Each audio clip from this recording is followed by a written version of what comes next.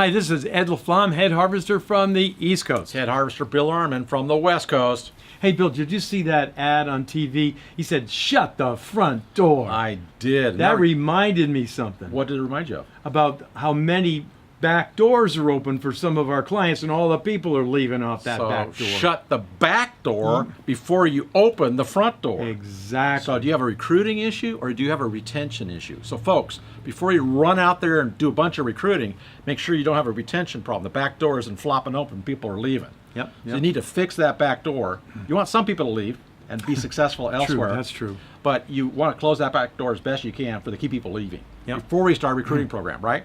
So decide first if you have a retention problem or a recruiting problem, and fix the retention problem first, right? So ask yourself, here's a question: who's left your organization in the last 2 years? I want to know the names of every single person that left and why did they leave. Determine why did they leave. And how do you do that, Harvester Ed? Well, the best way I would suggest is that you do exit interviews. When I ask my clients, are you doing exit interviews? Most of them say no. But it's really important you do that. You can find out why.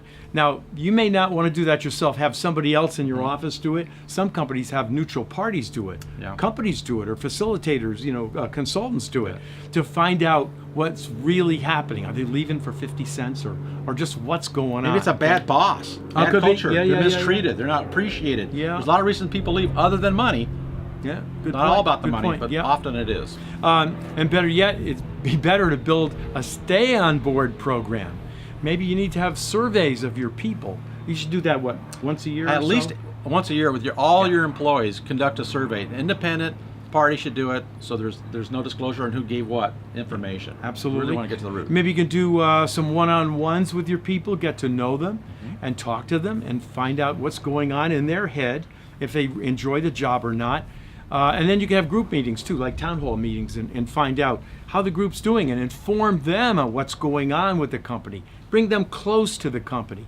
And there's no secrets going on, They'll feel more part of the company. Yeah. And again, like Bill just said, it's really good if you conducted a survey at least once a year to find out what's really going on with your people. I tell you what, if they click down below or they send an email, we'll send them an employee survey. How's that? Oh, that's pretty You're the good. one that's always usually giving stuff away. That's true, Not that's this time true. Harvester Bill beat them to the punch, right? That's pretty good. Now also be sure, very careful on your newbies, the ones that first enter your company. It's like a newborn almost. You can take good care of them. And I would say you meet one-on-one with them weekly and touch base with them. So what's your morale? What'd you learn this week? Right. And what recommendations do you have the organization? Those are Right. 3 key questions you like to ask them. So ask those questions. Weekly for the first, 90 days, Yeah, and at after least 10 that, days. then you can begin I'd say to- once a month, Yeah. once a quarter Yeah. at the very Yeah. least, okay? Exactly. Okay, remember to shut the back door before you open the front door. Well, that reminds me something, Bill. It does? Yeah. What? What's going on in November? Oh, Tell the folks. People Academy Live. Yeah. It's going to be in Southern California, November 14th through the 16th. Yep. We're going to have 2 full days about people, mostly about recruiting and retention. We're going to have some HR issues Let as me well. ask you something. Bill's going to tell you why you should come. Well, the why you should come is if you don't come and your competition comes, they're going to learn how to recruit all around you. So that's one big reason. The biggest thing I would say is learning how to find, attract, get on board, keep, and grow the right people for your organization is the #1 thing that all companies, if they accomplish, It's true. will lead them to success. Period. We know this for a fact.